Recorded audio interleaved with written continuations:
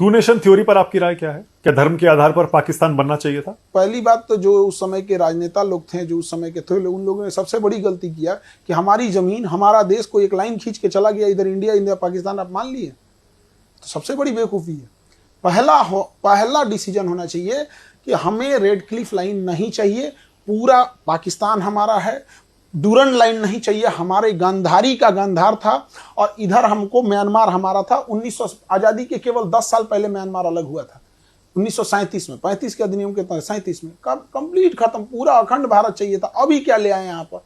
किसकी वजह से हुआ बंटवारा? उस समय जितने लोग थे सब जिम्मेदार थे, कोई एक आदमी नहीं। नहीं। लोग कहते हैं नेहरू जी की वजह से हुआ, कुछ कहते हैं गांधी की वजह से हुआ, कुछ कहते हैं जिन्ना की वजह से हुआ, एक पटेल ही थे, कुछ लोग कहते हैं। इन सब को हटा के अगर अंबेडकर साहब रहते तो सब समझ आते। सबसे बड़ी मिसिंग होती है, लोग अंबेडकर साहब को आज़ादी के टाइम अंडर एस्टिमेट कर देते हैं। जिसने संविधान लिखा है, जिस संविधान की आप शपथ लेते हैं, उस संविधान के निर्माता को आप पूछते तक नहीं है। संविधान जब देश बनता है तो हम ये पढ़ते हैं, आप तो पैरवी करते हैं सरदार पटेल को होना चाहिए, आप एक आदमी पैरवी करता है जवाहरलाल नेहरू को होना चाहिए। हम ये पूछते हैं क्या इन दोनों से योग्य अंबेडकर साहब नहीं थे?